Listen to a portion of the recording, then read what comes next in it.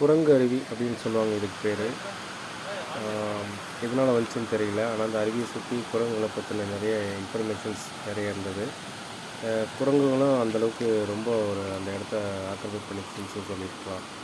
இது புலிகள் சரணாலயம் அப்படின்றதுனால புலிகள் நடமாடும் பகுதியாகவும் இது அறிவிக்கப்பட்டு இருக்கிறது. இந்த அருவியோட நம்ம ஒரிஜினல் சவுண்டு கேட்குறது.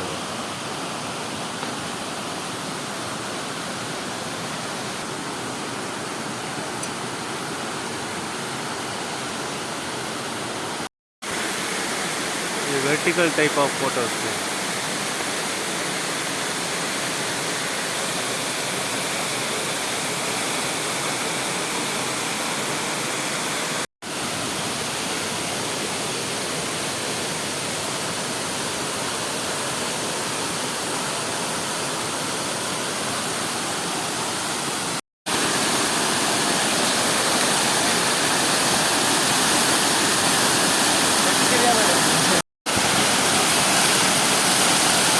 இந்த விதமாக இங்கே ஃபோட்டோஸ் வீடியோஸ் எடுக்கிறதுக்கு நல்லா இருந்தது.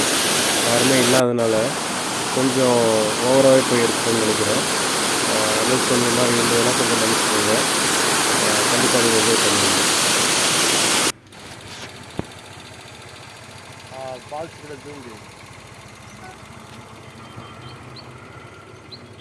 இந்த வீடியோ ஃபுல்லாகவே நான் வீடியோ எடுத்தப்போ இருந்த நேச்சுரல் சவுண்டை அவங்களுக்கு மிஸ் பண்ணாமல் கொடுத்துருக்கேன்.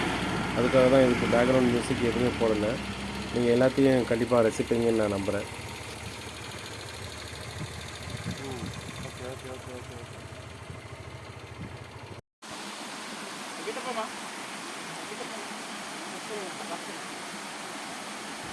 அப்போ தான் மழை பெஞ்சு முடிஞ்சிருந்ததுனால போகிற பக்கம் எல்லாமே கண்ணுக்கு குளிர்ச்சியாக பச்சை பசைன்னு இருந்ததால் அழகான அருவிகள், சின்ன சின்ன அருவிகள், பெரிய அருவிகள் எல்லாமே இருந்தது. பார்க்குறதுக்கு அவ்வளோ அருமையாக இருந்தது. கண்டிப்பாக அந்த இடத்துல மிஸ் பண்ணாமல் ஒரு சூடாக ஸ்ட்ராங்காக ஒரு டீ சாப்பிட்டு போனால் நல்லாயிருக்குன்ற அனுபவம் தான் இந்த வீடியோ.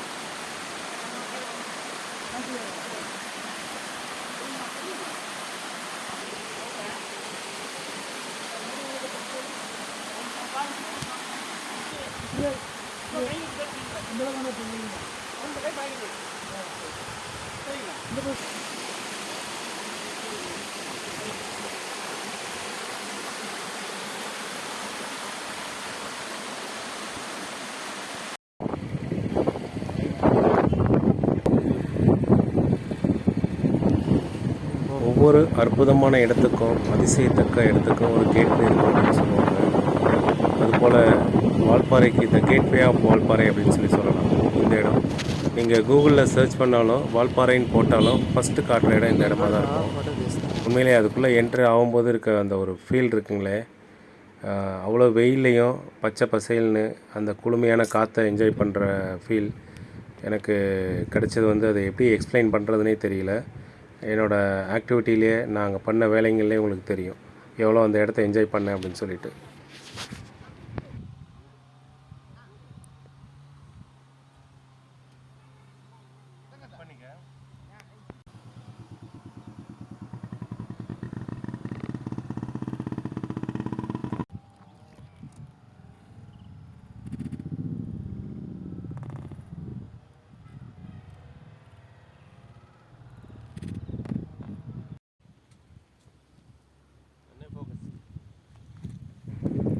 டீ எஸ்டேட்டோட அந்த பசுமையை பார்க்கும்போது கண்ணு குளிர்ச்சியாக, மனசுக்கு எதமாக இருந்தாலும் ஒரு பக்கம் கொஞ்சம் மனசு வலிக்குது. ஏன் அப்படின்னா, பல 100 ஆண்டுகளுக்கு முன்னாடி காடுகளெல்லாம் அழித்து டீ எஸ்டேட்டாக மாற்றிருக்கிறாங்க. ஆனால் ரீசெண்டாக கவர்மெண்ட் இப்போது ஆர்டர் போட்டிருக்கிறாங்க, இனிமேல் டீஃபாரஸ்டேஷனே இருக்கக்கூடாது, இருக்கிற வரைக்கும் டீ எஸ்டேட்டை மெயின்டைன் பண்ணுங்க அப்படின்னு சொல்லி. வண்டியில் போயிட்டே அழகு ரசிப்பதா இல்லை அழிந்து போன அந்த காடுகளை நினச்சி வருத்தப்படுறதா தெரியல. இருந்தாலும் நம்ம வந்த வேலை ரசிச்சுக்கிட்டே போவோம் அப்படின்னு சொல்லி தொடர்ந்தது எங்களோட பயணம்.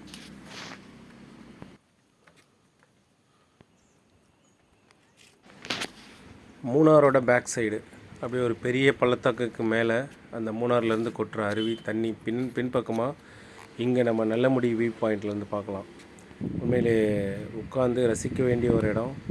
பொறுமையாக டீ டீ எஸ்டேட் மாதிரி ஒரு நிலப்பரப்பு, அப்புறம் அடர்ந்த காடுகள் கொண்ட ஒரு நிலப்பரப்பு, அதில் அருவிகள், அங்கே இன்னும் அந்த காட்டுவாசிகள் அந்த பகுதிகளில் இருக்காங்க அப்படின்ற தகவலையும் கேட்டுக்கிட்டு கொஞ்சம் நேரம் அங்கே டைம் பாஸ் பண்ணிவிட்டு அந்த டீ எஸ்டேட்டோட அப்போ தான் பிடுங்கியிருக்கிறாங்க போல் அந்த லீவ்ஸ்லாம்.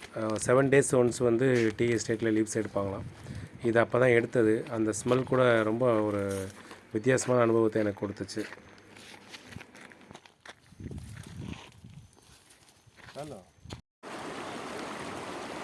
டீ எஸ்டேட் ஓரத்துலே ஒரு பெரிய ஆறு, அதுவும் நல்ல தண்ணி நிரம்பி ஒரு வேகமாக ஃபோர்ஸோடு போகிற ஆறை பார்க்கும்போது கண்டிப்பாக அங்கே உட்காந்து யோசனையே வரல. இருந்தாலும் ஏதாவது ஒரு விஷயத்தை யோசிக்கணும் அப்படின்னு தோணுச்சு. யோசித்த விஷயம் எல்லாமே எனக்கு ரொம்ப இதமாகவும் பல சந்தோஷமான நினைவுகளையும் கொடுத்துச்சு.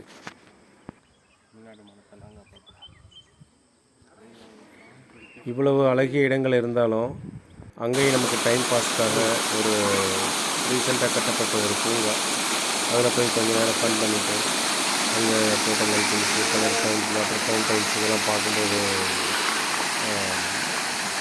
7வது சொர்க்கம்ன்ற வால்பாறைக்கு வந்து இன்னும் நிறைய விஷயங்கள் இருக்குது.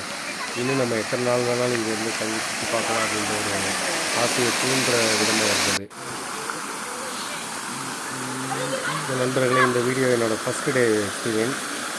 ரியல் சவுண்டும் நீங்கள் ஃபீல் பண்ணுன்றதுக்காக தான் அங்கங்கே நான் வாய்ஸ் கட் பண்ணி பேசியிருக்கிறேன். என்ஜாய் பண்ணுங்கள். நெக்ஸ்ட் வீடியோவுக்கு வெயிட் பண்ணிகிட்டே இருங்க. தேங்க்யூ.